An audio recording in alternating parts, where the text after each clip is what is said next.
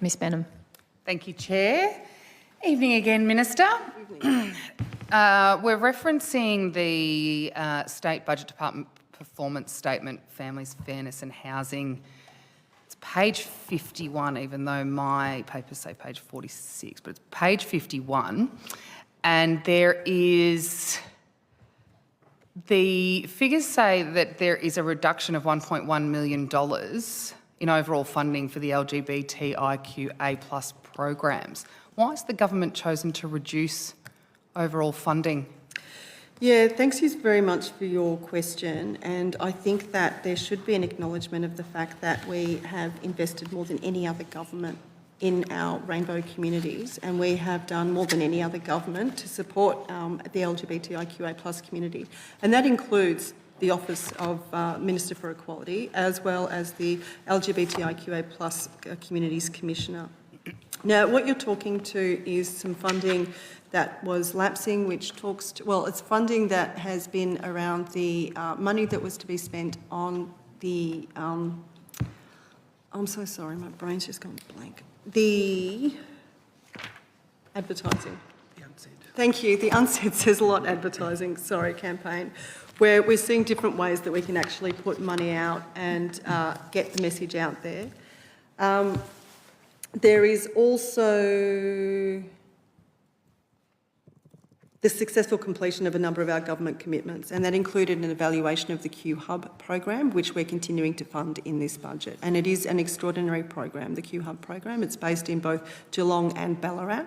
And the work that they do, how they support young people in those communities, and you yourself would know, coming from a regional community, that sense of isolation is really real, and that sense of not being able to see yourself reflected in anybody else is really real.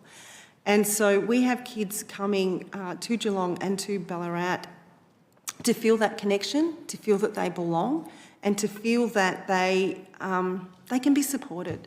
And it's really interesting when you go to one of the Q Hubs and you just see these kids relax.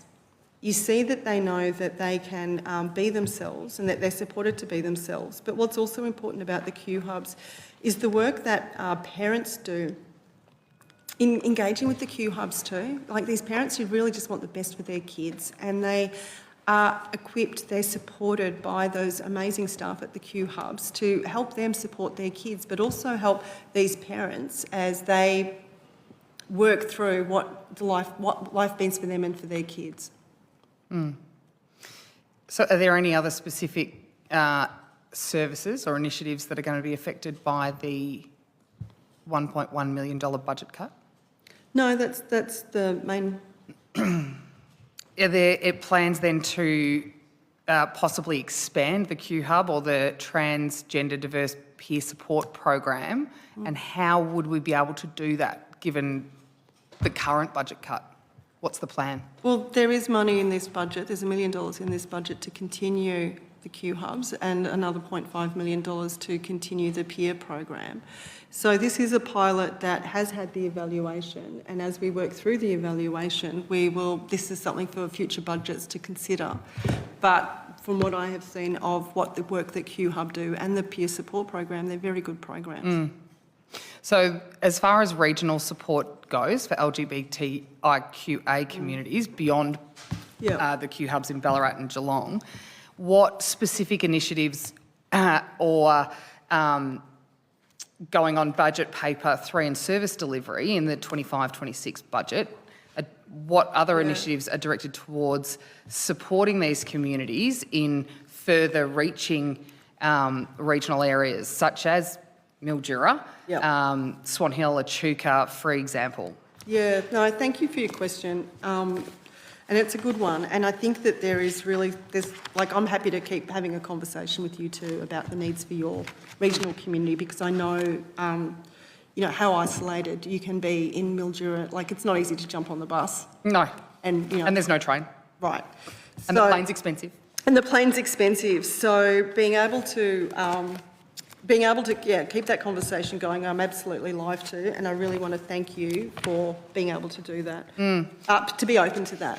So there are grant opportunities that are there across organisations that are there to, there's money within this budget which is recommitted to, which helps organisations grow and strengthen, and it also helps them train as well to be able to create even more outreach work. And these are also located in regional communities, but I don't think I've found one for Mildura that has received a grant, but there may be organisations who have applied, and I would if you're aware of these organisations, I would really encourage you reaching out to the department so we can work through how their grant applications may be stronger in the future.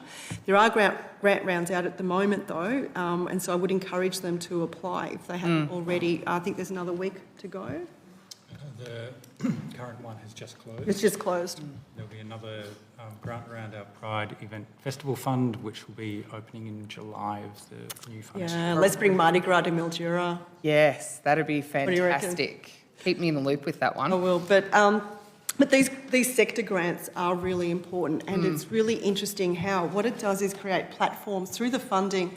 Platforms will be able to be created within that organisation to continue to build on their strengths, and you know it includes areas like Wangaratta, Shepparton. They've all received funding at various times. I think that there's something like 253 organisations over time have received funding amounts through this program, but it is one that I would encourage regional communities to really look at. And the other funding source that has been raised by Mr West is the Pride Events Fund, Yes. which Regional Victoria has subscribed really well to and has been supported to a couple of years ago. There was a really strong push by the department to ensure that Regional Victoria really got a good bite of that cherry, and they did. And we're continuing to see that our KPIs, if you like, of 25% have been exceeded each year, and the more and more of Regional Victoria are having events. And it's an economic boost to regional areas too when we have these events.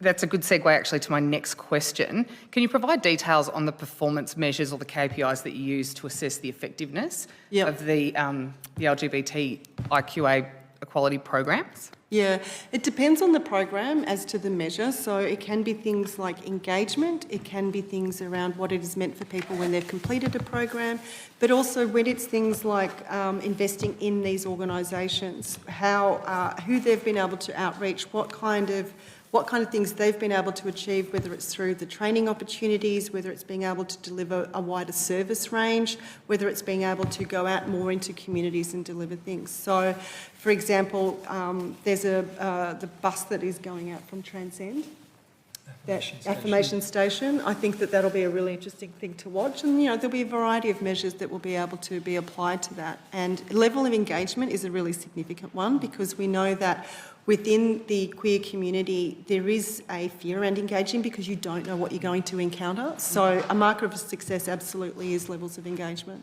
Great, thank you. Thank you. Thank you.